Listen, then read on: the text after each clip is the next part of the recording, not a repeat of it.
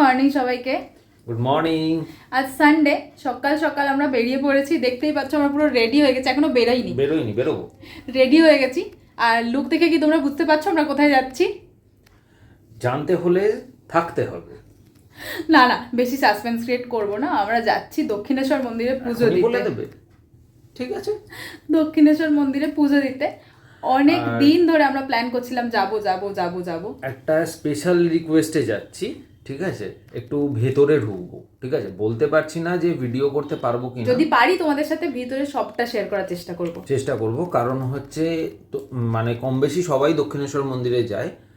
এবার ঘটনাচক্রে হচ্ছে আমার এক মানে বন্ধু, রিলেটিভ বলতে পারো, তার মানে কি বলবো, তারা ওই বাড়ির আত্মীয়, মানে রানী রাসমণি বাড়ির আত্মীয়। সেই সূত্রে আমরা একটু ভেতরে যাওয়ার পারমিশন পেয়েছি। তো আমরা ভেতরে আজকে যাব। অনেক আর আরো একটা মেইন জিনিস যেটা হলো সেটা হলো আমরা বিয়ে হয়েছে 2 বছর, একবারও দক্ষিণেশ্বরে বিয়ের পর থেকে পুজো দেওয়ার সুযোগ হয়নি। তো এটা আমাদের ফার্স্ট টাইম, বিয়ের পর থেকে আমরা দক্ষিণেশ্বরে পুজো দিতে যাচ্ছি। তো তাড়াতাড়ি বেরিয়ে পড়ি, চলো। অনেকজন আজকে একসাথে যাব, সবাই ওয়েট করছে অলরেডি। হ্যাঁ চল, আমরা সবাই মিলে বেরিয়ে পড়েছি। আর তোমাদেরকে বললামই একটু, এই গাড়িতে আজকে অনেক লোকজন দেখবে, এই যে দেখে নাও। আচ্ছা, মেনলি যাচ্ছি আমরা দিদারি রিলেটিভের সাথে। তো দিদারি বাড়ি, মেনলি অ্যাকচুয়ালি দিদারি বাড়ি ওখানে। তো চলো দেখা যাক কতটা কভার করতে পারি আজ তোমাদের জন্য। আর একদম পিছনে ওই যে বাবা উঁকি মারছে মামুনি, আর ওই পিছনে শুক্লা আন্টি, আর এই যে বিশাখা আন্টি, আর এই যে আমাদের ড্রাইভার দাদা। তো আরো একজন আসবে যাকে তুলতে আমরা এখন যাচ্ছি। চলো আগে তাকে তুলে নিই। আমরা আরেকজনকে তুলতে চলে এসেছি। হ্যাঁ, তাকে কিন্তু এখনো খুঁজে পাইনি। এই যে আমাদের আরেক মেম্বার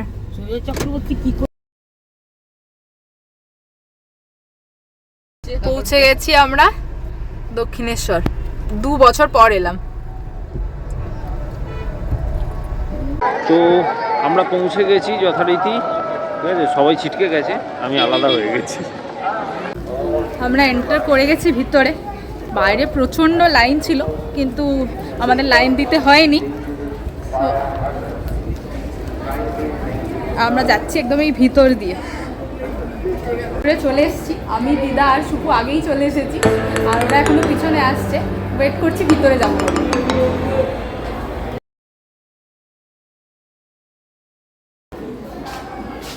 চলে এসেছি এখন সেবায়িতদের রুমে।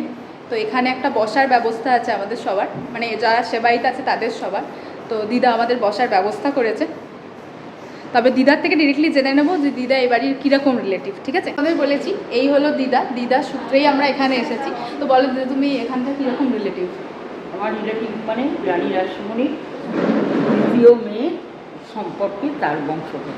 আচ্ছা, মানে রানী রাসমণির দ্বিতীয় যে কন্যা, তার রিলেটিভ হলো দিদা, মানে তার বংশধর হলো দিদা। আর সেই সূত্রেই আমরা সবাই আজকে ভিতরে এসেছি। আর তোমাদের সাথে ভিতরটা অল্প অল্প যতটা সম্ভব শেয়ার করার চেষ্টা করছি।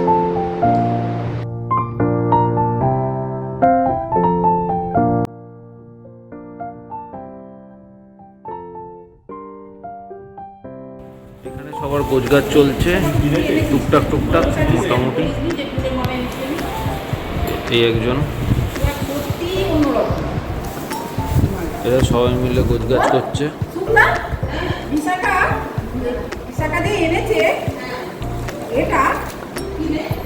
মালাটা তুই সেটা বলবি যে মালা এনেছি। ও কত খুব কথা হচ্ছে, মালা কেনা হবে, এভাবে সেভাবে। ও একবারও বললো না যে মালা এনেছি। আমরা রেডি হয়ে গেছি পুজো দিতে যাওয়ার জন্য। আর এই যে আমার হাতে ঠাকুরের শাড়ি, আর মামনির হাতে ফল টল সব হয়ে গেছে। আর বাকিরা ওইদিকে প্রিপেয়ার হচ্ছে। একজন আসবেন আমাদেরকে নিয়ে যাবেন ভিতরে পুজো দিতে যাওয়ার জন্য। তবে আমার মনে হয় না গর্ভগৃহে ভিডিও করা অ্যালাউ হবে বলে। তো আমি গর্ভগৃহের কোনো ভিডিও করবো না, বাইরে থেকে যতটা সম্ভব তোমাদের সাথে শেয়ার করবো।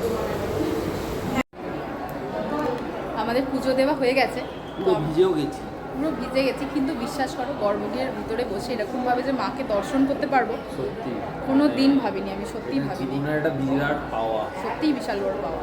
তো আজ খুব ভালো করে মায়ের কাছে বসে মায়ের মনস্কামনা যা ছিল জানাতে পেরেছি। দর্শন করতে পারবো, কোনো মনের ইচ্ছা জানাতেই পারলাম না মাকে। মায়ের দিকে তাকিয়েই কেটে গেল। অ্যাকচুয়ালি ওখানে দাঁড়িয়ে না ফিল হয় না যে কী ভেবি কী বলবো, কিছু বুঝতে পারি না ওখানে দাঁড়িয়ে। আর ওইভাবেই চলো।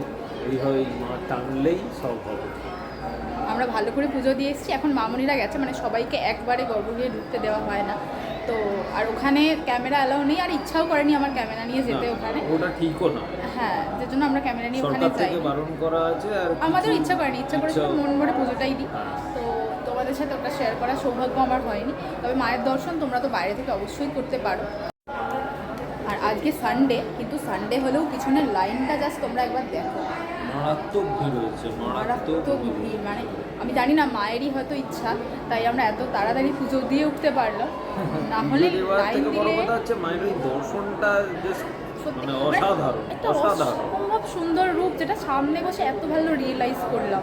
ছবিতে দেখেছি, এসেছি আগে কয়েকবার পুজো দিতে এসেছি, বাট এত সামনে থেকে এভাবে হাত ধরে মায়ের পুজো দেবো এটা সত্যিই ভাবিনি আমি কখনো। সত্যি ইটস রিয়েলি ব্লেসিং, মানে আমরা সত্যিই খুব ব্লেসড কি এটা পেয়েছি।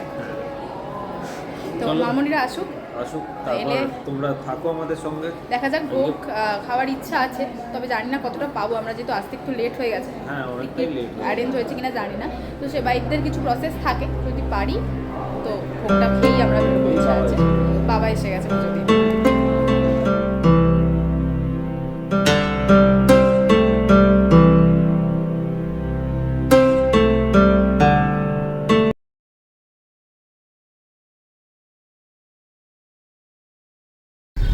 আমরা পুজো দিয়ে খাওয়া দাওয়া করে বেরিয়ে পড়েছি। কাপালিক লাগছে আমাকে। হ্যাঁ, আমাকেও লাগছে, আর পিছনে সবাইকেই মোটামুটি লাগছে আধা আধা কাপালিক। এখন আমরা সোজা বাড়ি যাব, আর বাইরে পড়ছে বেশ ভালো রকম বৃষ্টি। বাড়ি গিয়ে আবার কথা হবে।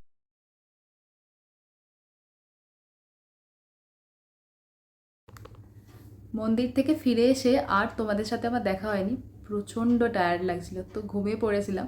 আর ঘুম থেকে উঠে প্ল্যান ছিল শপিং করতে যাব, বাট সকাল থেকেই বৃষ্টিটার জন্য বুঝতেই পারছিলাম না কি যেতে পারবো না পারবো না।